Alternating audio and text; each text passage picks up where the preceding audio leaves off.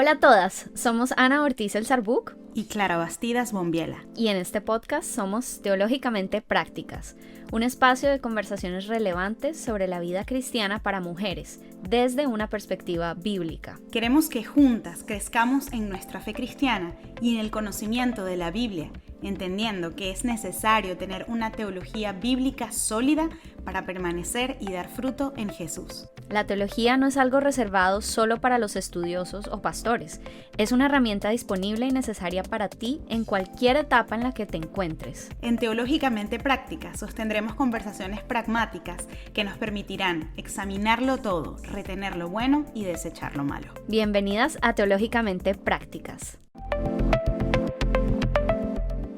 Hola a todas, nuevamente estamos aquí Clara y Joana en otro episodio más de Teológicamente Prácticas y hoy vamos a estar hablando de un tema que en mi opinión es absolutamente interesante y apasionante.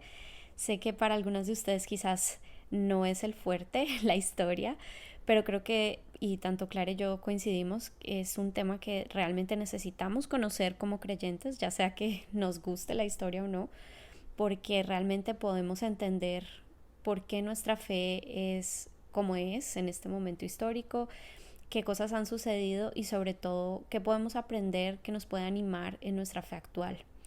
Entonces, sin más preámbulos, le doy la palabra a Clary, quien es nuestra experta del día. Clary, adelante. Ani, muchísimas gracias por esa introducción. Yo ya lo dije en el episodio pasado, lo voy a repetir en esto. A ti te lo he dicho como 30 veces en 3 días, que estoy súper emocionada por el contenido de hoy, porque vamos a hablar de la historia de la iglesia. Yo personalmente sabía algunas cosas de cuando uno estudió Historia Universal, otras cosas porque estudié Derecho, otras cosas porque en mi vida cristiana me interesaba, cosas también que vemos en la Biblia, pero la verdad no fue hasta que me adentré en investigar un poquito toda la historia de la iglesia para poder ofrecerles un resumen que la verdad va a ser superficial porque aquí hay muchísimo más que no cabe en un podcast. Hay libros de texto completos sobre esto, que entendí la importancia de eso, ¿no? Entonces, una de las cosas que más clara se me hizo en este proceso fue que siempre vemos nuestras creencias desde la perspectiva que hemos aprendido, ¿no? Lo que se nos ha enseñado, que suele ser casi exclusiva al contexto en el que nos enseñaron la fe. Entonces, por ejemplo, yo nací en una familia pues medio católica en el sentido de que no practicaban, pero eran católicos, me crié en un colegio católico y a pesar de que luego a los 14 años tuve un encuentro personal con Jesús y comencé a ir a una iglesia que en Latinoamérica llamamos evangélica, que hoy sabemos que a nivel formal es protestante, mis visiones y lo que yo creía acerca del origen de muchas cosas, de por qué creía lo que yo creía, realmente no sé de dónde venían, ¿no? Entonces yo creo que nos pasa a muchísimas mujeres eso, sobre todo los cristianos de Latinoamérica, que muchas somos o primera o segunda generación de creyentes, pero no mucho más. Entonces yo creo que el episodio de hoy va a ser particularmente enriquecedor para entender más nuestra fe, ¿no? Me he sorprendido al profundizar sobre cosas sobre las que, como les decía, solo conocía superficialmente y que para mí es fascinante que me ayudan a entender no solamente mi fe, sino el mundo en el que estamos hoy, ¿no? Y el mundo occidental y el mundo oriental. Nosotros tenemos una visión, porque estamos allí, total y completamente occidentalizada del mundo, pero lo cierto es que el mundo oriental existe, es más grande inclusive que el occidental, ¿no? Esa parte del mundo dividida como en hemisferios, mucho más antiguo y que, contrario al menos a lo que yo sabía y creía, la historia de la iglesia es tan importante en esa parte del mundo como en la nuestra, ¿no? Y que realmente comenzamos siendo uno y hubo varias divisiones, varias divergencias a lo largo de la historia por razones que sí creo que permitió Dios, pero por otras también que fueron políticas, económicas y de otra índole. Chicas, de verdad, después que yo terminé de preparar el resumen, le decía a mi esposo que me quedé con el corazón pesado, porque fue entender, y bueno, ya van a llegar conmigo a esa conclusión, pero fue entender que la naturaleza del hombre no cambia y que el único que es capaz de cambiar corazones es la revelación de Jesús en nuestra vida y que lamentablemente siempre es un pequeño remanente el que entiende eso, no es la mayoría, y que todas las demás motivaciones son casi siempre en obediencia a nuestra carne y que las cosas que estamos viendo hoy son muy malas en el mundo e incluso dentro de la iglesia, pero no es lo peor que ha pasado. Y eso fue una de mis grandes conclusiones. Pero bueno, quiero decirles que yo consulté diversas fuentes para formar este capítulo. En las notas va a estar, de las notas de este episodio, va a estar todas las citas a estas fuentes. Hay dos principalmente que consulté que me gustó que el Señor me las pusiera así de frente porque tienen un equilibrio muy bueno. Porque una fuente es de un historiador y teólogo cristiano, es de un creyente, y otra fuente es completamente secular de otra historiadora. En las notas van a tener de dónde viene esto. Pero además ambas son personas que respeto, son personas que he venido leyendo y creo que es muy, pero muy bueno. Y quizá algunos se escandalicen, no, como fuentes seculares, pero es que sí es importante porque en este tema, donde hay muchas divisiones, denominaciones, a veces cuando leemos solamente de una denominación o de una visión del mundo, nos perdemos parte de la perspectiva. Entonces, para mí fue súper bueno y súper interesante poder equilibrar las visiones, poder contrastar e inclusive ver que la fuente cristiana era tan buena como la secular porque no se contradecían en nada.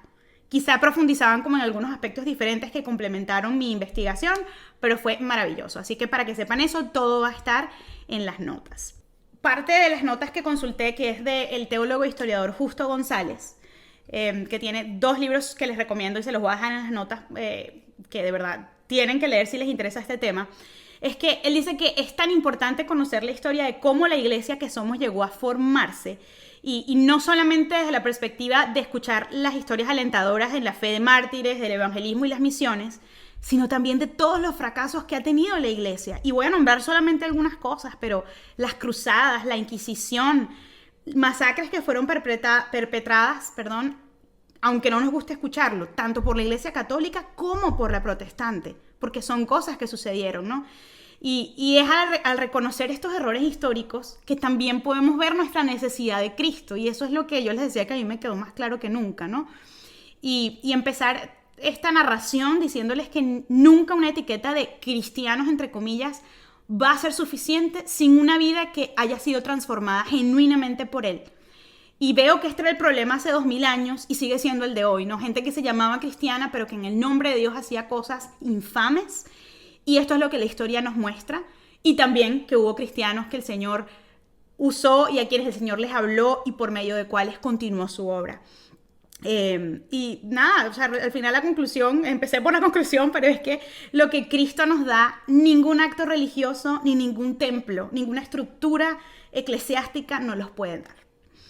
Entonces, bueno, si ustedes van a tomar notas, este es el momento de sacar su cuaderno y comenzar a hacer como una línea de tiempo, porque vamos, yo observé que en todas las fuentes que consulté, los historiadores han hecho referencias a la historia de la iglesia dividiéndola en periodos y en etapas, y eso es el modelo que yo voy a tomar. Entonces quiero que viajemos un poquito en el tiempo y nos ubiquemos más o menos unos 50, 60, 70 años después de la muerte y resurrección de Cristo. Y allí es cuando comienza, bueno, desde su muerte y resurrección comienza lo que es la iglesia primitiva, ¿no? Y considero muy importante destacar que este es el contexto en el que crece la iglesia primitiva. Un imperio romano que continuaba en expansión, que arrastraba muchas concepciones heredadas de la Grecia antigua, al tiempo que imponía una visión jurídica, política y cultural en cada rincón del imperio, ¿no? Entonces, realmente lo que la gente creía o lo que la gente se le decía venía también mucho por la imposición del imperio que los gobernaba, ¿no? Entonces, esto, entre los muchos efectos que tuvo, es que obligó a muchos judíos a dispersarse. Y en esta época se dio una de las muchas diásporas judías que hubo, y a muchos cristianos, también de origen judío y gentil, a sobrevivir en medio de una sociedad que consideraba que todo el que no fuese ciudadano romano era un ciudadano de segunda categoría. Y en el mejor de los casos era eso, ¿no? Porque también eran sirvientes y esclavos, que eran, según el derecho romano, considerados cosas, considerados bienes. Y en la familia romana, ¿y saben dónde vemos esto súper bien reflejado? En las 2 cartas de Pedro, que le habla a las esposas de no creyentes, que normalmente también eran romanos, le habla a los esclavos, a los sirvientes, Y era un contexto en el que el pater familia, que era como el padre de familia, tenía la última palabra en cuanto a cómo se llevaba una casa o familia en el imperio, y esto incluía qué se creía y cómo se practicaba la fe. Y esto era un contexto además donde el cristianismo se perseguía, era perseguido. Los cristianos la tenían bien difícil porque en esta época eran perseguidos y odiados tanto por los judíos que no habían llegado al cristianismo como por el imperio romano, ¿no? Entonces, aquí sucede algo bien paradójico que me llama la atención, que fue esa diáspora judía, esa salida de muchos judíos del imperio, de Jerusalén y de estas zonas donde típicamente habitaban los judíos. Esa salida de ellos es lo que luego permite que el cristianismo se expanda con mayor facilidad, porque ya la gente comenzó a escuchar del Antiguo Testamento, del Dios de los judíos. Entonces, cuando más adelante en la historia, vamos a llegar a eso, más cristianos empiezan a crecer, la iglesia se empieza a dispersar, fue fácil la adopción de las ideas cristianas porque ya la gente, por medio de la expansión judía, habían estado escuchando de este Dios, ¿no?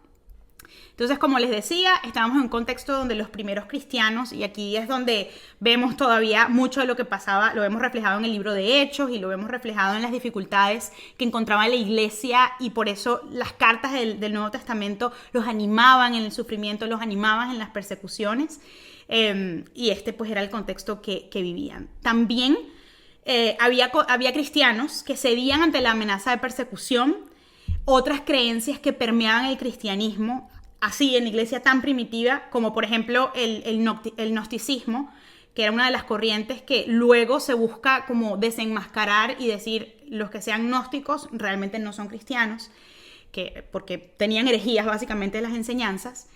Y para ello, ya en esta iglesia primitiva, que también está dispersada, que no está unida, que está perseguida, se va haciendo cada vez más necesario definir cuáles eran las doctrinas esenciales del cristianismo. O sea, la Biblia no estaba compilada como la tenemos hoy. Entonces, los líderes de la iglesia tenían que decir, ok, ¿cómo le decimos a la gente qué sí es verdad, qué no, qué entra de esto y qué no? Recordemos que, como les decía, estábamos en un ambiente que no era como, de judíos a cristianos, sino era de judíos a cristianos, los gentiles que tenían herencias griegas, herencias romanas, herencias persas, y van con todo ese mezclote de creencias, llegan al cristianismo. Entonces eso nos hace ver con más claridad las cartas del Nuevo Testamento, porque vemos por qué Pablo, por qué Pedro, por qué los autores de las cartas del Nuevo Testamento, condenaban ciertas prácticas. Les decían, esto está mal. Y la Biblia, esta es la sana doctrina, lo que hablábamos en el episodio pasado, ¿no? Y aquí Clary solo quería meter la cucharada para aclarar qué es el gnosticismo. Y básicamente es esta idea que se desarrolló en esta época de que podíamos alcanzar un conocimiento intuitivo, misterioso, como secreto, místico, acerca de las cosas divinas, y como si hubiese una serie de información, además de la revelada en la palabra de Dios, que necesitábamos obtener. Y esto es una herencia directa de la filosofía griega. Y esto es una de las evidencias muy palpables de que agarraban esa filosofía griega y decían, no, pero esto se aplica al cristianismo, y decían que el cristianismo era algo que realmente no estaba diciendo la palabra de Dios, ¿no? La gente como que avanza en ese conocimiento de Cristo, y acuérdate que esto también representaba un cambio absoluto de visión a un Dios monoteísta, un solo Dios, ¿no? Pero luego, ahorita vamos a llegar a eso, se va demostrando la necesidad de discutir, oye, pero Jesús sí era Dios. ¿Cómo es que el Espíritu Santo, el Padre y Jesús son una misma persona? Creemos que son una misma persona. Y ahí es cuando más adelante llegan los concilios. Pero en este punto histórico, una de las cosas que comienza a hacerse es la definición del canon de las Escrituras, que hablábamos en el episodio antepasado, hace 2 episodios hablábamos de eso, ¿no? El credo de los apóstoles sí se dio en esta época como para definir, ok, esto es lo que creemos, ¿no? Esto es lo que... Y cómo entendemos esto que está escrito acerca de lo que creemos. Y también, que me llamó muchísimo la atención, es que se comienzan a establecer estructuras eclesiásticas que realmente es interesante, porque comienzan a tomar estructuras de origen grecorromano, cuando regulas, ¿no? Los obispos van a ser colegiados, y los obispos entendidos como pastores, pero la palabra original que está en el griego de la Biblia es obispo. Y se comienza pues a institucionalizar la iglesia de alguna manera, pero esto es una directa herencia del ambiente grecorromano en el que se estaba, ¿no? Y en esa época también surgieron los primeros apologistas cristianos. Solo para que los tengan por ahí, algunos nombres que capaz los han leído: estaba Tertuliano, Cipriano o Hipólito. Y para las que no están familiarizadas con la palabra apologética, sencillamente significa la defensa de la fe, y vamos a tener también un episodio en el que abordaremos más el tema. Y bueno, hubo muchas cosas que sucedieron acá, una guerra terrible que llevó a la destrucción de Jerusalén en el año 69 y 70 después de Cristo, pero viajamos en el tiempo en lo que todo esto se desarrolló, y llegamos más o menos al año 313, porque es en ese año donde se dicta el Edicto de Milán. El Edicto de Milán fue básicamente una resolución dictada por el Imperio Romano que ponía fin a la persecución de cristianos dentro del Imperio Romano, es decir, ya no iba a ser un asunto de Estado y una política de Estado la persecución sistemática a cristianos. Constantino fue uno de los emperadores que promulgó este edicto, y al poco tiempo él pasa a detentar la autoridad completa sobre el imperio. Mucha gente que cree que fue Constantino el que luego vuelve el cristianismo la religión oficial del imperio, pero esto realmente termina sucediendo es con otro emperador llamado Licinio. Entonces es otro emperador posterior a Constantino que termina de solidificar no solo la falta de persecución, sino que ahora el cristianismo se va a convertir en la religión oficial del Imperio Romano, y comienza a ser ilegal no profesar el cristianismo o el judaísmo, que también para el judaísmo pues había cabida todavía en el Imperio Romano, ¿no? Entonces, uno podría pensar, y fue así, que un cambio tan radical trajo muchas cosas buenas para el cristianismo, porque ahora se podía profesar con libertad. Pero también trajo cosas bastante negativas que yo creo que todavía vivimos, cuyas consecuencias vivimos hoy, ¿no? Y es que al existir libertad para profesar y expresar la fe cristiana, como la fe principal del imperio, se acentuó la adopción de estructuras y sistemas romanos en la forma en la que se vivía la fe. Entonces termina permeando como un poco lo que Jesús había enseñado, las enseñanzas de los apóstoles, porque se va más el cristianismo hacia este modelo grecorromano de tener las cosas institucionalizadas, burocracia política. Y por ejemplo, los obispos o pastores comienzan a ser no solamente autoridades religiosas, sino que son las personas que también tienen peso social, político y económico. Entonces, esto fue un periodo en el que, a pesar de que la fe cristiana se expandió, y el tema de conocer y encontrarse personalmente con Cristo, pudiésemos decir que se diluyó un poco, porque pasó a ser una decisión o una situación más política el ser cristiano, ¿no? Entonces eso, por supuesto, que trajo consecuencias negativas, junto con el hecho de que la adopción a la fuerza del cristianismo llegó a que se tuviesen que absorber para poder facilitar que se implementara el cristianismo como religión obligatoria, muchas creencias griegas y romanas que se mezclaron con cómo se vivía el cristianismo y con la verdad bíblica. Y de hecho, esta es una de las principales explicaciones de por qué el catolicismo le rinde culto a María, la madre de Jesús, como Dios, ¿no? Y eso es lo que se conoce como el sincretismo religioso. Sincretismo religioso. Sí, aunque hay varios tipos de sincretismo, y ya vamos a ver otros puntos en la historia donde esto también se hace más evidente, pero sí, de hecho, ¿por qué surge esta idea tan imponente? O sea, ¿por qué, por ejemplo, se adoró a María y no a Abraham y no a los padres también del judaísmo? Porque dentro del Imperio Romano, como herencia griega y también romana, había un culto muy fuerte a la diosa Artemisa para los griegos, que era la diosa Diana para los romanos. Entonces, algo que se ha comprobado históricamente es que la figura de María hizo más fácil esa transición de, bueno, ¿dónde está mi diosa Diana que me la quitaron? Bueno, aquí está la figura femenina de María, y por eso se comienza a gestar como la idea de la deidad de María, de tenerla como una figura del cristianismo, que ahora era parte de cómo se vive la fe cristiana. Hay otro aspecto que me gustaría destacar aquí, y es el hecho de que a lo largo de estos dos primeros periodos que les acabo de relatar, hubo muchas discusiones, que era lo que mencionaba Ani, acerca de temas que para nosotros hoy son aceptados. Y tal cual como decía Ani, nosotros creemos que siempre fue así, que nunca hubo discusión, pero son los temas que explican que en la iglesia de Cristo, en la iglesia cristiana, entendida como toda la iglesia que cree en Cristo, haya divergencias. Y por ejemplo, uno de estos temas muy debatido fue la deidad de Jesús, o si Jesús era realmente Dios o no, o la humanidad de Jesús también, la Trinidad, y fueron objeto de grandes debates a lo largo de los años. No fue una cosa que se resolvió porque un día alguien dijo, no, sí, es un Dios trinitario.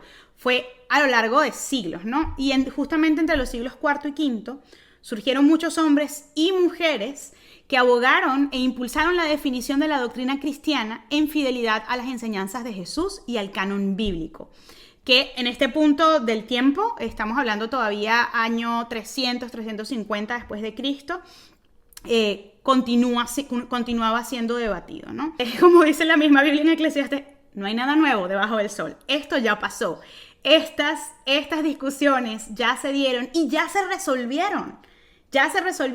Entonces cuando yo veo tal cual, como que hay movimientos que dicen algo y desmienten, digo, bueno, pero quizás si pasamos un poquito por la historia de la iglesia, nos daremos cuenta que esto ya se debatió, ya se resolvió, y bueno, obviamente cada quien toma una decisión acerca de lo que va a creer, pero si tú quieres permanecer como en esa sana doctrina, pues te toca de alguna manera aferrarte un poco a lo que ya fue, a lo que dice la Biblia, pero a lo que ya fue discutido, ¿no? Entonces solo mencionar que en este punto, estas personas que impulsaban la definición de las doctrinas de nuestra fe fueron llamados como los primeros padres de la iglesia, ¿no? Y solo para que tengan nombres ahí a la mano, estaba Atanasio, quien por ejemplo luchó contra el arrianismo, que es una doctrina que se oponía a la deidad de Jesús. El arrianismo, miren de dónde viene, ¿no? Estamos hablando del año 300, 200, 300 después de Cristo, ¿no?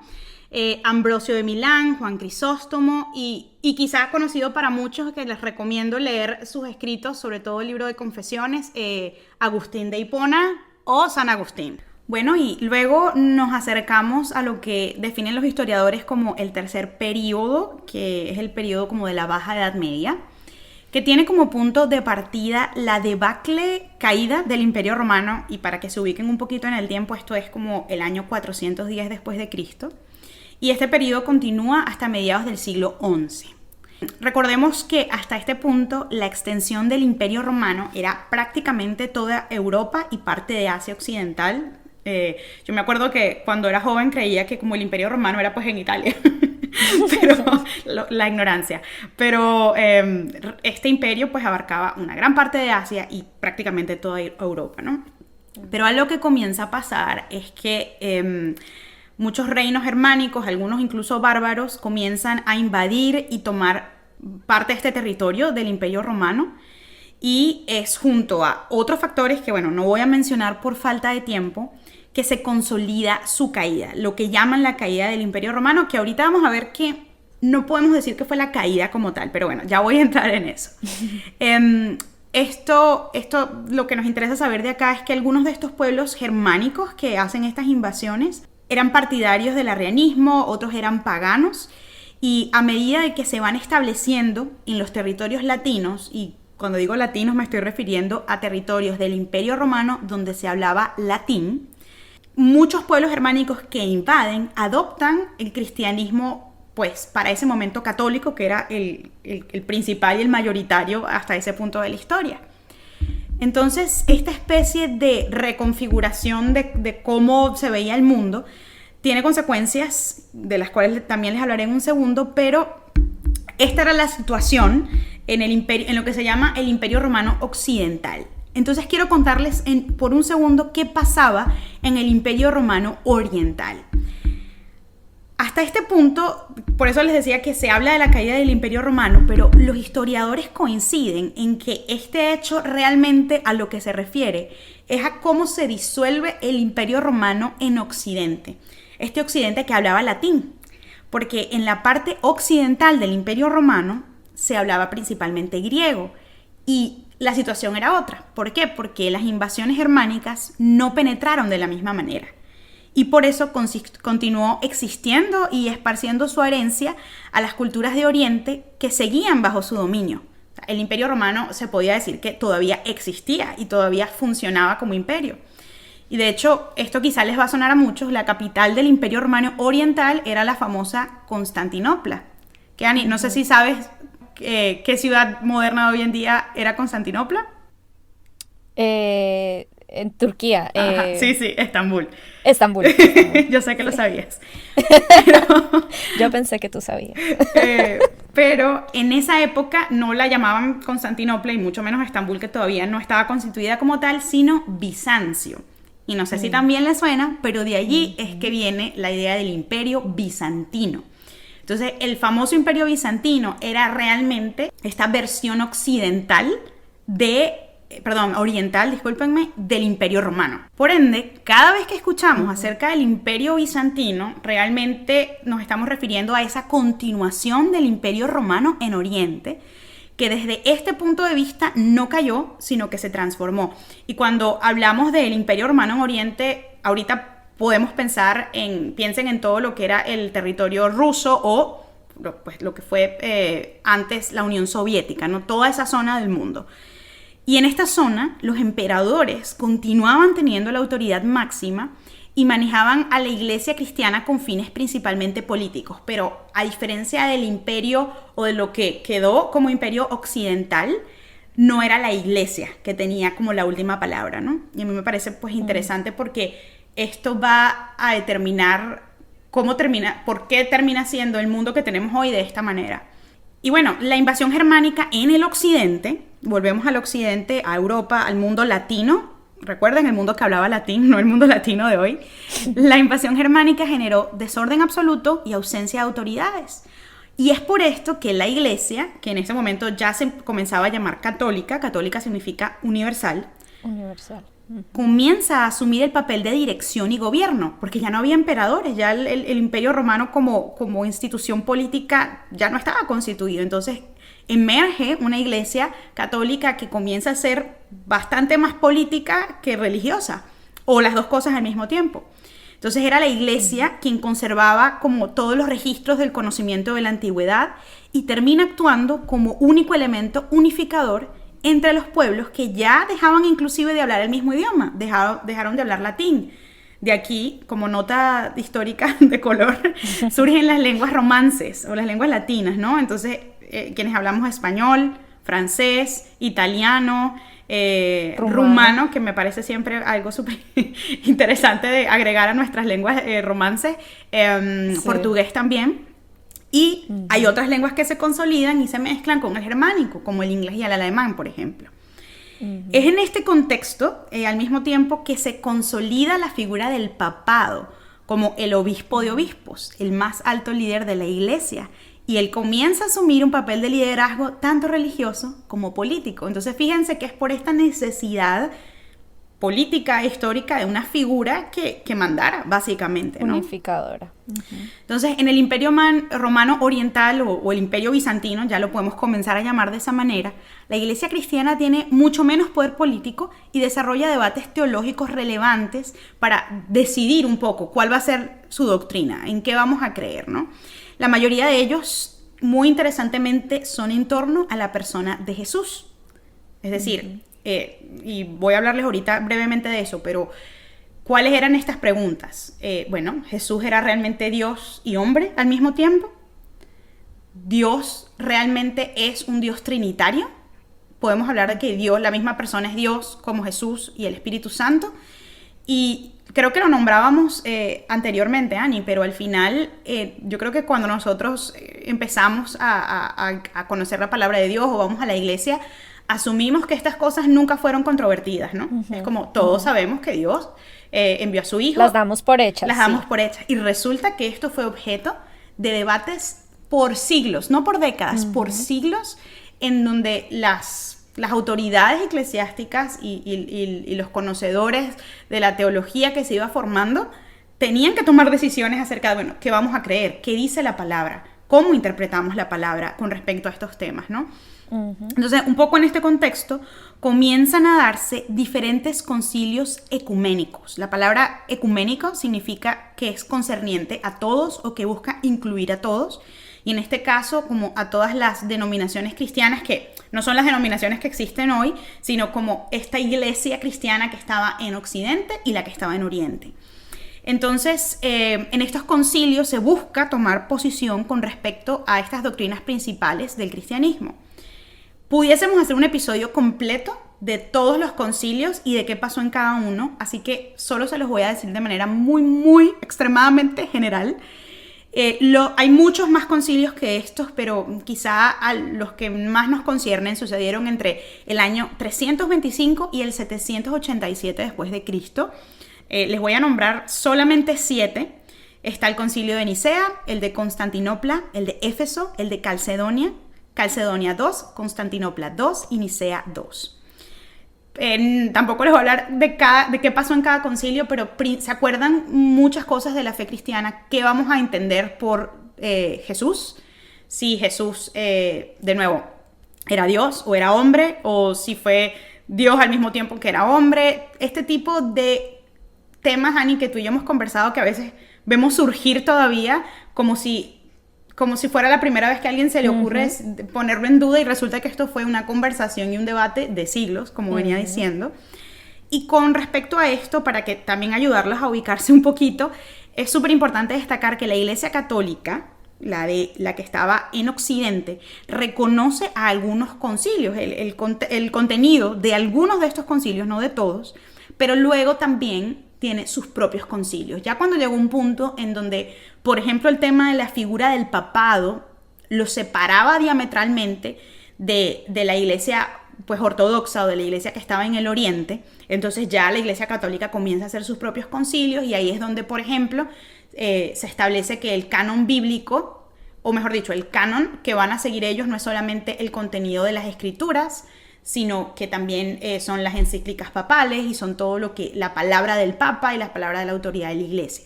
Y eso es una diferencia radical entre lo que, esto es una historia más larga, pero entre lo que, por ejemplo, los que no somos católicos terminamos recibiendo y entendiendo como nuestro canon, ¿no?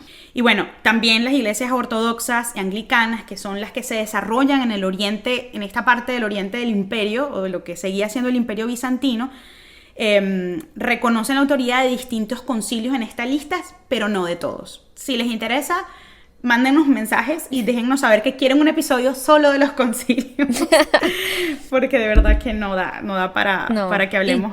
Y de todos modos, yo voy a tocar brevemente en nuestro siguiente episodio sobre la doctrina ortodoxa de Oriente y la iglesia anglicana. Así que permanezcan en línea. Súper.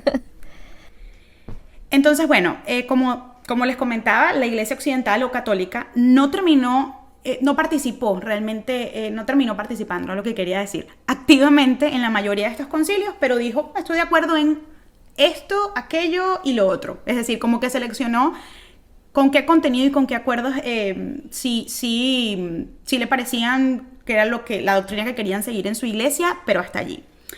Es importante que consideremos que paralelamente a todo este movimiento de la iglesia poniéndose de acuerdo en qué creemos y por qué lo creemos, entre el 630 y el 732 nace el Islam, y es una religión que se va constituyendo y desarrollando y va tomando cada vez más territorios del Oriente, incluidas lo que llamamos como las tierras bíblicas, todo el Medio Oriente y el norte de África. Entonces, esto es importante, ya vamos a ver por qué, porque estas dos grandes religiones conviviendo juntos, teniendo efectos no solamente en la fe de las personas, sino políticos, va a generar lo que es para mí las más grandes tragedias de la humanidad, que fueron las cruzadas, pero ya voy a llegar allí. Solo comentarles entonces que también junto con los concilios hay un concepto que solamente para que estén un poquito familiarizados con ellos, que la Iglesia Católica entiende como cismas. Un cisma es básicamente una división que se da por causas que pueden ser políticas o doctrinales en este caso.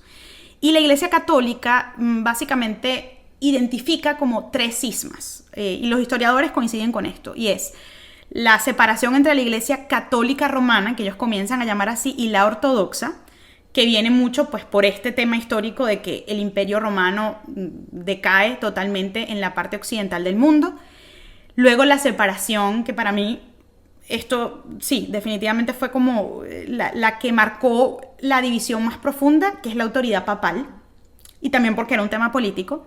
Y la tercera cosa que se identifica como cisma es la Reforma Protestante, que ya vamos a llegar a ella, les prometo, en un segundo. Pero digamos que sepan que esas son como las tres principales brechas de por qué hoy podemos hablar o podemos saber que hay mucha gente que se identifica como cristiano, como que cree en Jesús, pero porque hay una iglesia católica que sigue unas directrices, y porque hay una iglesia anglicana, y porque hay una iglesia protestante. Y una iglesia ortodoxa de Oriente. Gracias. Y sí, de la iglesia protestante se generan todas estas nuevas denominaciones además. Y si les interesa más, les vamos a dejar en las notas del episodio más recursos que ustedes pueden consultar para adentrarse en esto, porque de nuevo, dicho muy en venezolano, esto es abuelo de pájaro. O sea, estoy contándoles la historia súper rápido. Y vale la pena entender qué pasó y cómo pasó. Pero bueno, que sepan que para este momento, en la iglesia de Occidente, es decir, la iglesia católica... Católica romana. Católica romana, sí, gracias. Sí, es que eso es importante, le demos ese segundo título, porque la iglesia tienes toda la razón. Católica, la idea de una iglesia católica, es decir, una iglesia universal, debería ser la iglesia a la que todos debemos apuntar. En teoría somos iglesia católica, ¿no? O sea, somos la iglesia de Cristo universal. Pero la iglesia católica que conocemos en Latinoamérica es en realidad la iglesia católica romana, porque su base, su sede principal está en Roma. Y es además la herencia del Imperio Romano, que para ellos es algo muy importante, porque con ello se trae como el origen del poderío político y de la autoridad que tienen o que querían tener como sobre el destino de las naciones y las decisiones políticas y económicas. Pero bueno, debido a esto que acabo de decir, de hecho, ya más o menos para el siglo XI, la figura del Papa se estaba debilitando en credibilidad, y comienza a surgir un descontento entre la gente y entre miembros de la iglesia, entre monjes, entre no solamente entre el pueblo normal que sufría también el tema de las grandes diferencias entre el poderío y la acumulación de riquezas de la iglesia y su vida como campesinos en una pobreza que era bastante extrema, sino también hay gente que era miembro de la iglesia y que estaba en posiciones de autoridad y que empiezan a cuestionar el contraste entre este estilo de vida y este estilo de autoridad con la revelación bíblica. Y esto nos lleva al cuarto periodo, que es el de la Alta Edad Media, que es más o menos desde el siglo XI hasta el año 1300. Y bueno, naturalmente, ¿no? Para este momento la burocracia y la política que invadía la Iglesia Católica creó descontento entre muchos. Varios de los intentos de cambio giraban en torno a modificar un poco la figura del papado y otros liderazgos. Y hubo inclusive algunos papas involucrados en esa presión por cambio, ¿no? Y esto es como para equilibrar un poco lo que les estamos contando. O sea, no era que la iglesia católica romana todo el mundo pensaba y sentía exactamente lo mismo. O sea, había descontento interno, en mi opinión muy personal, porque evidentemente también había gente que conocía a Dios y que decía, pero esto no es lo que yo estoy leyendo en la Biblia. Y recordemos que quienes podían leer la Biblia realmente eran solo las autoridades eclesiásticas, la gente común no podía leer la Biblia, primero porque no estaba traducida. Además no sabían leer. A las lenguas. Exacto, eso es lo que iba a decir. No estaba traducida a las lenguas comunes, ¿no? Y además eran analfabetas. Entonces, pues, sí había personas dentro de la autoridad de la iglesia que les inquietaba lo que estaban viendo y lo que estaba pasando, ¿no? Entonces, algunos monjes de la época impulsaron la lucha contra algo que se llamaba la simonía. La simonía no es solamente el hecho de comprar y vender cargos eclesiásticos. Y aquí ya podemos observar el nivel de corrupción que tenía la institución, que estaba muy alejada de sus orígenes a este punto, ¿no? El impulso de estas reformas, a su vez, generó conflictos importantes entre los emperadores de las regiones y los distintos papas, ya que en este punto eran los mismos señores feudales. ¿Se acuerdan de lo que nos dieron a todos en el colegio, el tema del feudalismo, ¿no? Eran estos señores feudales quienes se constituían en obispos, y su lealtad era para con los emperadores, no para con Dios. Por esta misma época hay un papa que no sé si a alguien le suena, yo también lo recuerdo de un nombre del colegio, el Papa Urbano II. Y es nada más y nada menos este papa quien da comienzo a las cruzadas. En total hubo 8 cruzadas que sucedieron entre 1095 y 1291 después de Cristo. Y el objetivo de esta guerra, porque eso fue lo que fue erradicar la presencia islámica de Jerusalén. Les acabo de contar que paralelamente a todo esto, el Islam estaba tomando todo el territorio de Medio Oriente y el norte de África. Entonces, pues, al Papa de la Iglesia Católica Romana dice, esta gente no puede estar allí porque Jerusalén también es sagrado para nosotros. Y aunque había intereses religiosos en esto, les cuento que principalmente las cruzadas fueron impulsadas por motivos económicos y políticos, porque la ocupación islámica en esta región impedía pues ciertos temas con el comercio, ciertos temas con los viajes y con el movimiento que impactaba la economía del mundo en ese momento.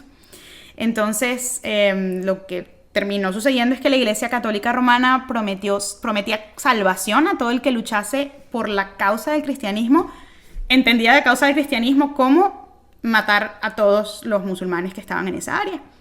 Y no solo musulmanes, todo el que no se identificara como católico romano, ¿no? Y que pues lo hace todavía más grave. Sin embargo, los objetivos políticos y de conquista territorial de las cruzadas, vistas desde el punto de vista del análisis del éxito de la estrategia o no, fracasaron bastante. Y solamente se logra como un corto tiempo de acceso y posesión de los cristianos sobre lo que hoy es Israel.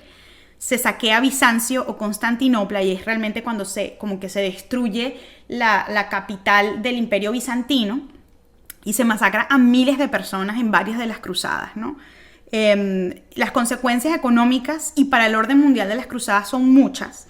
Entre ellas que sí hubo un cambio en la economía mundial y en el surgimiento de una nueva clase social, que de nuevo, si se acuerdan de sus clases del colegio, se llama la burguesía. Aquí es donde surge la burguesía como resultado de todo el movimiento de las cruzadas y de toda la gente que comienza a moverse y a buscar formas de aprovechar la situación política del mundo. Y nada, pues aquí observamos solo un aspecto de cómo la historia de la iglesia ha influido en el mundo que tenemos hoy, ¿no? Y en esta época de la Edad Media Alta es también cuando surgen pensadores como Santo Tomás de Aquino, ¿no? Y me parece también que, ¿cómo se llamaba? El de la Orden Dominica. Santo Domingo de Guzmán. De hecho, Annie, justamente ese es mi segundo punto, ¿no? Okay. No, pero, fantástico porque estás en la línea histórica perfectamente montada. La economía floreció, ¿no? Pero fue muy lindo esto, por eso les digo que vemos al Señor como, aún hablándole a sus hijos que estaban en estos movimientos que eran genocidas realmente, ¿no?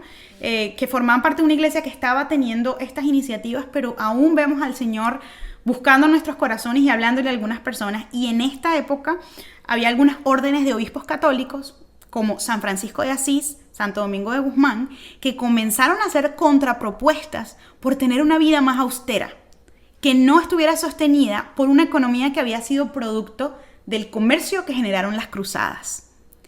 Y estas órdenes más tarde tendrían una gran influencia en el mundo académico. Y de hecho, como nota de color, yo estudié toda mi vida en un colegio católico que era de monjas dominicas, que eran de esta orden de Santo Domingo de Guzmán. Y bueno, la verdad me dieron muy buena educación. Yo sé que se está haciendo un poquito largo, así que quiero continuar porque todavía nos falta a lo que muchos sé que quieren llegar, que es al tema de la reforma. La reforma, sí. Así que entramos en el quinto periodo, que es como el periodo que sentó todas las bases para la reforma que observamos en el año 1500 con Lutero, ¿no? Europa se encontraba cada vez más convulsionada en este tiempo. Había guerras, pestes, poder monárquico, enfrentamientos entre autoridades religiosas del mismo cristianismo.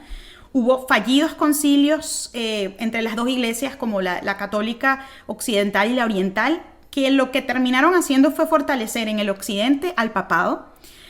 Había una inconformidad, seguía habiendo una inconformidad dentro de la iglesia, y por eso, y esto de verdad que es bien importante porque no lo conocemos tanto como, por ejemplo, lo que logró Lutero, pero realmente yo creo que esto es igual de importante. comienza a haber movimientos pre-reforma, de alguna manera, y aquí hay dos personajes que son John Wycliffe y John Hus, que fueron de los precursores que buscaron reformar tanto las doctrinas fundamentales de la iglesia como su aplicación. Wycliffe es el primero en traducir la Biblia al inglés de la época, cuando solo estaba disponible en latín, como les decía, y solo la podías leer si un obispo la leía, ¿no? O en misa. Al final ¿Y si sabías latín? Y si sabías latín, o sea, que era muy difícil que tuvieras acceso a la palabra de Dios. Por eso tenemos que valorar lo que tenemos hoy en nuestras manos, ¿no? Total. Y al final de esta era, para que también se ubiquen un poquito en qué estaba pasando en el mundo, estamos ya en el renacentismo. Y estas ideas renacentistas estaban en pleno auge, el papado estaba principalmente monopolizado por la familia Borgia, que era una familia noble de la corona de Aragón, que pues entre ellos detentaban el papado, o sea, se lo pasaba el tío al sobrino, etc. Y ellos se destacaban, Ani, escucha esto, por sus comportamientos inmorales y escandalosos. En un tiempo donde solo se usaba el papado como instrumento de poder político y económico.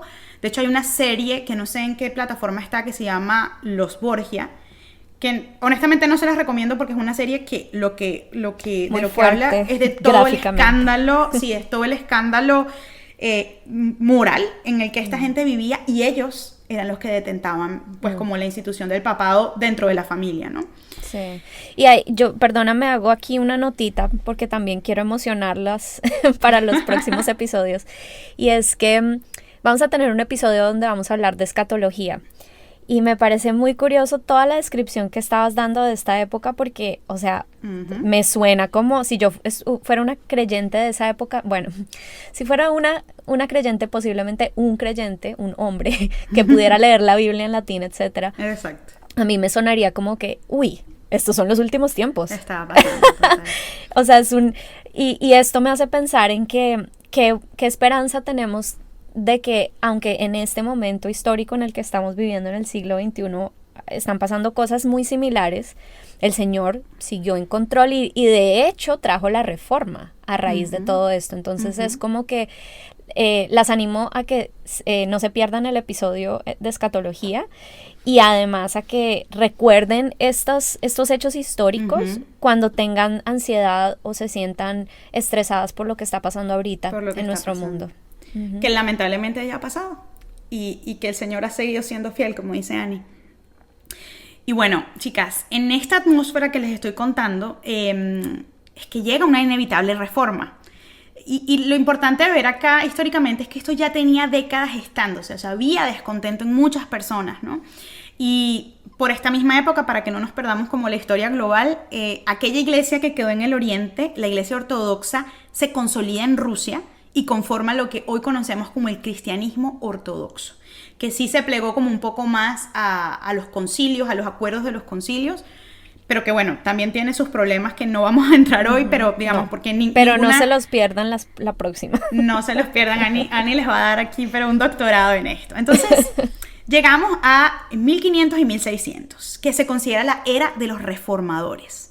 Aquí es donde aparece el que yo sé que muchos querían escuchar, Lutero, quien es quizá el nombre más conocido por la mayoría de nosotros, aunque no el único que tuvo un papel determinante en este periodo. Lutero comienza a protestar en su natal Alemania contra la venta de indulgencias, que era la venta del derecho de ir al cielo y de justificarse de pecados a cambio de dinero que le dabas a la Iglesia Católica. Y de nuevo, como nota de color, la venta de indulgencias se proliferó en los tiempos en donde se estaba construyendo la Capilla Sixtina. Entonces era una forma de que la iglesia financiaba la construcción de esta capilla y de la Basílica de San Pedro y de todo lo que hoy en día está en el Vaticano. Como sabemos, Lutero tenía muchas preocupaciones que iban más allá del tema de las indulgencias y giraban en torno a la autoridad absoluta de la palabra de Dios por encima de concilios o autoridades religiosas. Fue su traducción, esto me pareció muy curioso, su traducción de la Biblia al alemán fue lo que contribuyó a que se consolidara el alemán como idioma. Y eso, pues, para que vean los aportes, ¿no? No solamente visto desde un punto de vista religioso, sino histórico. El 31 de octubre, que ya, por cierto, vamos a tener como un aniversario muy pronto de esto. Día de la Reforma. A la fecha que estamos grabando. El 31 de octubre de 1517, Lutero clavó sus famosas 95 tesis de la Reforma en la iglesia de Wittenberg, Alemania. La distribución de su doctrina protestante fue posible gracias a la recién inventada, realmente al menos en el mundo occidental, porque China ya tenía esto, de la imprenta. Paralelamente hubo otros reformadores que de alguna manera podemos decir que se montaron en la ola que inició Lutero, y de hecho fueron quienes formularon propuestas, porque lo de Lutero fue muy valioso, pero era planteado desde una forma un poco crítica, ¿no? Pero hubo personas que hicieron más propuestas que, a mi entender, fueron muy significativas, y está Ulrico Zwinglio, que era suizo, y Juan Calvino, que también vivía en Suiza, pero era francés. Ellos coincidían en muchos aspectos con Lutero, pero hicieron propuestas de temas doctrinales adicionales. Y de hecho es justo Calvino, que Ani nos va seguramente a hacer una profundización en esto, quien es el padre de la iglesia que hoy conocemos como reformada o presbiteriana, y tiene como uno de sus postulados centrales el hecho de que Dios escoge de antemano a un grupo de creyentes que se salvarán y los predestina para salvación, y esto es un poco pues la doctrina de la predestinación. Todo el debate, sí. Y aquí, bueno, una notita rápida, el presbiterianismo en realidad surge en Escocia con John Knox, quien es grandemente influenciado por tanto Zwinglio como Calvino. Y bueno, ya del debate teológico hablaremos un poquito la próxima, pero sí es muy interesante, como tú decías, cómo el contexto histórico llega a que pueda haber estas conversaciones en esta época, ¿no? Y de verdad que, pues, el planteamiento de Lutero y de Zwinglio y de Calvino y de todos los que vinieron como detrás de ellos es invaluable para nuestra vida como creyentes. Pero también quiero resaltar algo que quizá no es muy popular, pero es necesario que veamos los hechos de la forma más objetiva posible, que bueno, que este movimiento no fue perfecto, que Lutero no fue perfecto, y de hecho hay ciertas críticas que se le hizo a Lutero, sobre todo al final de su vida, de las cuales vamos a hablar. Además del obvio rechazo que la Reforma generó en la Iglesia Católica, y que vamos a hablar de cuál fue la respuesta de la Iglesia Católica a esto, es importante porque es menos hablado destacarles que hubo otras corrientes reformadoras, aún más radicales, que ni siquiera estaban de acuerdo completamente con Lutero o con Calvino, y son los anabaptistas, que Ani también va a hablar de esto. Anabaptismo básicamente significa bautizar de nuevo, y uno de sus postulados principales era que no se podía bautizar a los niños, que tenías que ser consciente de tu bautismo, ¿no? La historia es muchísimo más larga, pero a los efectos de este recuento, los anabaptistas propugnan la libertad de conciencia, el pacifismo, el bautismo de adultos y la separación entre iglesia y Estado. Siendo considerados una especie de tercera rama de la Reforma, fueron perseguidos sistemáticamente por la Iglesia Católica, pero el movimiento protestante también los persiguió. Y esto es una de las críticas que hay contra la Reforma de Lutero. Y bueno, ¿quiénes son los anabaptistas hoy en día? Está el tema de la iglesia menonita, que seguro Ani va a tocar en el próximo episodio. Y de los menonitas surgen los Amish, que no todos los menonitas son Amish, pero hay como una rama de ellos. Y hoy en día hay aproximadamente unos 4 millones de personas que se identifican como anabaptistas. Y en la Iglesia Católica también, perdóname, hubo también reformadores. E incluso vamos también a hablar un poquito de esto. Hubo algunos teólogos que estaban muy, muy ceñidos a la palabra de Dios. Por ejemplo, Luis de Molina, que vamos a hablar un poquitico del molinismo en el próximo episodio, y quien estaba súper afín a, por ejemplo, Arminio. Quien va a informar bastante de la teología de la teología protestante. Protestante, sí. Entonces, también el Señor en su misericordia dentro de la misma Iglesia Católica Romana hizo bastantes cosas, ¿no? O sea, el Señor de verdad ha sido tan fiel con su Iglesia universal y a pesar de nosotros mismos.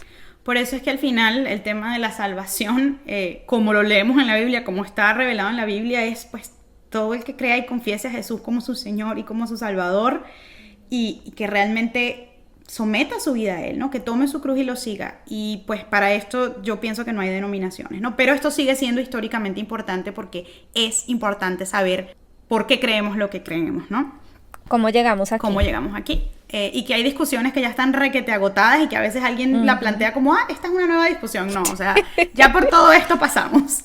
Y bueno, hay que leer la historia. Sí, total. Y bueno, en este contexto, el protestantismo comienza a tener muchísimo auge en todo el territorio que solo conocía el catolicismo, porque les hablaba de todas las injusticias que la gente veía y sentía, les daba acceso a la idea de Dios, ¿no? Y si se quiere, una relación con Dios, ¿no? Y algo que impulsó realmente la reforma es que Lutero contaba con el apoyo de la clase económica pudiente. Y esto, pues, para ser honesto, fue una de las cosas que garantizó su éxito, aunque pues creemos que Dios también era quien sostenía, ¿no?, ese movimiento. Pero bueno, fue un hecho muy, muy tangible. Paradójicamente, tuvo oposición inicial del rey Enrique VIII, el protestantismo inicialmente. En Inglaterra. Sí, en Inglaterra, que luego termina fundando la iglesia anglicana. Ani nos va a extender muchísimo sobre esto, que lo hizo realmente por una razón política y personal, que era para poder divorciarse y casarse de nuevo con Ana Bolena. Eso es otra historia y película sobre esto. Y establecerse como en la cabeza. Sí, poder decidir él pues qué se hacía y qué no se hacía. Pero a pesar de esto, el protestantismo sí termina consolidándose de manera significativa en Inglaterra, en Escocia, que pues como decía Ani, también terminó siendo principalmente presbiteriana, y Países Bajos, ¿no? La zona que incluye Holanda. Miren esto qué interesante. Hubo un movimiento de protesta en todo este territorio de la clase campesina que se levantó a apoyar la reforma. Pero curiosamente, esta es una de las otras críticas grandes que se le hacen a Lutero. Lutero no lo apoyó.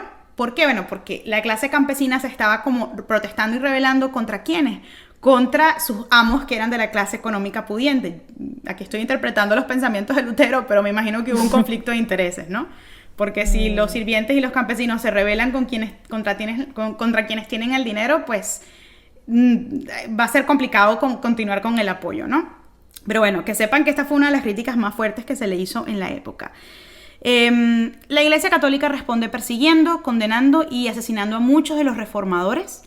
Y como decía Ani, algunas facciones dentro del catolicismo buscan responder de manera no violenta a esta pregunta, ¿no?, que básicamente plantea la reforma como ¿por qué hacemos las cosas como las hacemos? La Biblia dice esta otra cosa. Y lo plantean sin querer afectar la autoridad de la Iglesia Católica, y de hecho esto se intenta lograr en el Concilio de Trento. Y una de las cosas y de las consecuencias pues que surge de acá, que a mi parecer pues es bastante positiva, es la orden jesuita. Que los jesuitas nacen con una visión mucho más de justicia social, de amar, servir al prójimo, y personalmente pienso que es una visión pues al menos más cerca del evangelio, ¿no? Entonces esto es solamente una manifestación de cómo hubo distintas respuestas de la Iglesia Católica, quizá una más proactiva y otra más violenta. Paralelamente a todo esto estaban sucediendo la colonización de América. O sea, no estamos hablando de eso, pero literal, o sea, mientras todo esto pasaba, América estaba siendo colonizada por las distintas potencias mundiales, ¿no? Y las colonias eran forzadas a adquirir las creencias de la corona española y portuguesa, pensando en Latinoamérica, ¿no?, principalmente. Sí, recordemos que el descubrimiento de América sucede no muchos años antes de esto, ¿no? En 1492, y estamos hablando aquí de 1500 y pico, ¿no? Sí, y que fue lo que nos enseñaron en el colegio, ¿no?, como el descubrimiento de América, pero esto no fue que se consolidó a finales de 1400, sino que hubo, los que recordamos las clases de historia en el colegio, hubo muchos viajes y regresos, y entonces esto sucedió al mismo tiempo que estaba sucediendo todo este revuelo, ¿no? Y similarmente, aunque en un contexto súper diferente, estaba el tema de la colonización de Norteamérica, principalmente a manos del mundo anglosajón de Inglaterra y en pequeña medida por Francia, que de hecho es donde yo vivo ahora, en Quebec. Y esta es una de las principales razones por las cuales Norteamérica es eminentemente protestante. Porque, bueno, básicamente por quien los conquistó, ¿no? Por quien tomó sus territorios. Y así llegamos, gracias a Dios, al último periodo que les narraremos hoy. Y no sé si lo hemos logrado, lo lograremos cuando terminemos. Y si tú todavía estás escuchándonos, eres una bendición para nosotras, gracias. Llegamos al último periodo que narraremos, y es el del que se llama el de la ortodoxia, el racionalismo y el pietismo, y esto es como entre los siglos XVII y XVIII, porque en este punto, como recordarán por sus libros de historia, había múltiples guerras en Europa que fueron generadas por conflictos entre católicos y protestantes que sitúan a este continente en crisis. Había una guerra fortísima, bueno, diversas de hecho, entre Francia católica y la Inglaterra anglicana. Y algo que yo de verdad no sabía y lo descubrí al hacer esta investigación es que había un movimiento fuerte de protestantes en Francia, pero Francia termina exterminando a toda raíz protestante de su territorio y por eso Francia se quedó como eminentemente católica. Y por otra parte, dentro del protestantismo también había conflictos, quizás no todos bélicos, pero eran eminentemente teológicos. Y esto es fundamental para que entendamos hoy las diferentes posiciones doctrinales acerca de los temas relevantes a nuestra fe. Como les decimos en el próximo episodio, Ani va a elaborar muchísimo más sobre esto.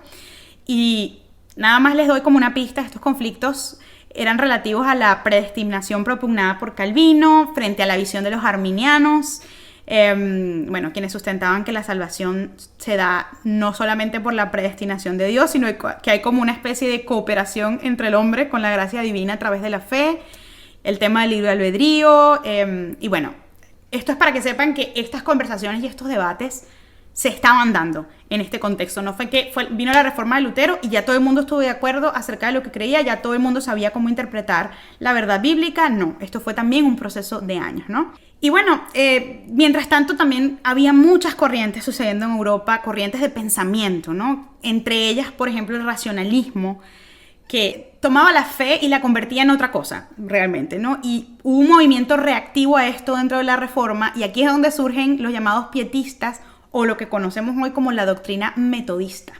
Y por eso ustedes hoy en día pueden ver, iglesia metodista. Bueno, la iglesia metodista viene como una reacción de preservar la fe como un acto religioso, como un acto que no se somete a temas, a cuestiones filosóficas, a cuestionamientos filosóficos o racionalistas. Y bueno, de nuevo, mucho más que pudiera decir al respecto.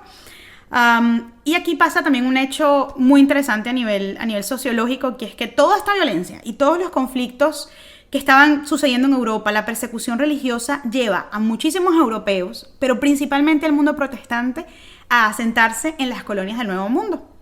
Y por eso el protestantismo... Escapando todas estas guerras, sí. Claro, y era, o sea, no solamente un tema de persecución religiosa, sino de inestabilidad, de pobreza, de miseria. O sea, no podías hacer una vida normal, ¿no? Si también querías vivir tu fe.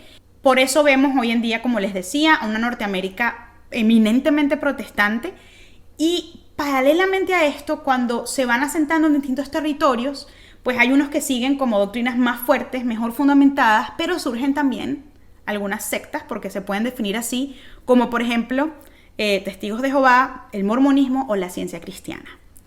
Adelantándonos, sí, por favor. Muy brevemente, estas no son denominaciones cristianas, son religiones falsas, heréticas, que de entrada cambian el evangelio, y por eso son heréticas, porque están en contra de lo que el evangelio es y de lo que la sana doctrina es. Entonces, en estas religiones está completamente tergiversado el mensaje bíblico, incluso cambian la palabra de Dios e incluso profetizan cosas que no tienen como ningún tipo de fundamento. Se cambia la esencia del evangelio. Es que por eso, de hecho, cuando estuve investigando un poquito del surgimiento histórico de esto, pues es más, fuentes seculares las clasifican como sectas, por definición. O sea, no es lo que podemos entender como, esto es una denominación más del cristianismo unido por la idea del evangelio. No. Y bueno, Ani, seguro tú nos vas a dar una cátedra de esto en el próximo episodio. Y miren, hay mucho más que podemos hablar históricamente de qué pasó en el mundo y por qué hoy vemos a la iglesia cristiana católica, no romana, cristiana universal, con diferencias en cuanto a posiciones, diferencias en cuanto a cómo se interpreta la Biblia. Por eso vemos a un papado diciendo cosas que nos escandaliza a los protestantes que leemos la Biblia. Por eso vemos tantas cosas que nos generan ruido, pero es porque somos producto de esta historia, yo diría que bien desordenada por el hombre, pero donde Dios nunca ha dejado de estar y donde siempre, a mi punto de vista, escogido, ¿no? Un remanente de gente fiel que le conoce y que realmente lo quiere amar y lo quiere seguir, ¿no? Entonces ya para culminar un poco todo el relato del episodio de hoy, solamente hacer como unas muy, muy superficiales referencias a que ya en los siglos XIX y XX se da una expansión misionera desde Norteamérica considerable. Y debo decir que si tú eres latino y eres protestante, somos realmente producto un poco de esta expansión misionera que se extiende a las colonias que tenía el mundo anglosajón de América, en el Caribe, también un poco, luego se extiende a Centroamérica y Suramérica, ¿no? Y son misiones eminentemente protestantes y específicamente bautistas, que Ani nos va a hablar de la denominación bautista en el próximo episodio. Y solamente como otra nota de color, pero súper interesante, estas misiones contaban con un buen número de mujeres en sus filas y ayudaron a plantar iglesias, no solo en el continente americano, sino también en África y en Asia. Donde el evangelio no había entrado antes. No. Por múltiples factores. Exactamente. Pero particularmente en esta época el Señor permite que se extienda el evangelio. Sí, recordemos que con las referencias históricas que estábamos viendo, el Medio Oriente y una gran parte de Asia había sido dominada por el mundo musulmán, África también.